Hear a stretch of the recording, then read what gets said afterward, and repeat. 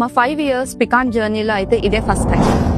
Logistics and అదే issues వల్ల చాలా పెద్ద ఆర్డర్ మిస్ అయ్యే సిచ్యువేషన్ వచ్చిందండి. ఆనెస్ట్ గా చెప్పాలి అంటే కొంచెం స్ట్రెస్ఫుల్ సిచ్యువేషన్ కాదు, చాలా స్ట్రెస్ఫుల్ సిచ్యువేషన్. ఫంక్షన్ రోజు ఫుడ్ అంతా రెడీ ఉంది, లాజిస్టిక్స్ ఇష్యూ వల్ల అండ్ అదర్ సిచ్యువేషన్స్ వల్ల డెలివరీ ఇంకా అవ్వలేదు క్లయింట్ కి. సో ఇక్కడున్న టీం అందరికీ చాలా టెన్షన్. ఫుడ్ బిజినెస్ లో ఇలాంటి సిచ్యువేషన్స్ ఉంటాయి అని విన్నాను కానీ మా పర్సనల్ జర్నీలో ఈ 5 years జర్నీలో మాత్రం ఇదే ఫస్ట్ టైం మేము ఫేస్ అవ్వడం. డెలివరీ డిలే అయింది అండ్ మా కంట్రోల్లో లేని సిచ్యువేషన్స్ చాలా జరిగాయి, కానీ రెస్పాన్సిబిలిటీ మాదే.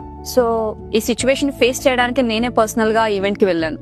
బట్ ఏది నన్ను సర్ప్రైజ్ చేసింది అంటే క్లయింట్స్ రియాక్షన్ అండి. సో నేను మిథిలాపురి వెళ్ళిన తర్వాత వాళ్ళు ఎంత హంబల్ గా రిసీవ్ చేసుకున్నారో నన్ను. ఫుడ్ లేట్ అయ్యింది అని చాలా అప్సెట్ అయ్యారు, కానీ ఫుడ్ మాత్రం చాలా బాగుందండి అని ఒక మాట అన్నారు. అది చాలా టచింగ్ గా అనిపించింది. దీనికంటే ఎక్కువ టచింగ్ ఏమనిపించింది అంటే వాళ్ళు ఇంత సిచ్యువేషన్ జరిగినా కూడా వాళ్ళు అంత కామ్ గా we can understand your situation అని ఒక మాట అన్నారండి. ఇది మేము మర్చిపోలేము. బికాస్ జర్నీలో ఎన్నో క్లయింట్స్ వస్తూ ఉంటారు, బట్ మేము ఇంత స్మూత్ గా వెళ్తున్నాము అంటే దానికి రీజన్ అయితే ఇంత సపోర్టివ్ అండర్స్టాండబుల్ ఉన్న క్లయింట్స్ మా పక్కన ఉన్నారు కాబట్టి మేము ఇంత స్ట్రాంగ్ గా చేయగలుగుతున్నాం. We are so happy for having them in our journey.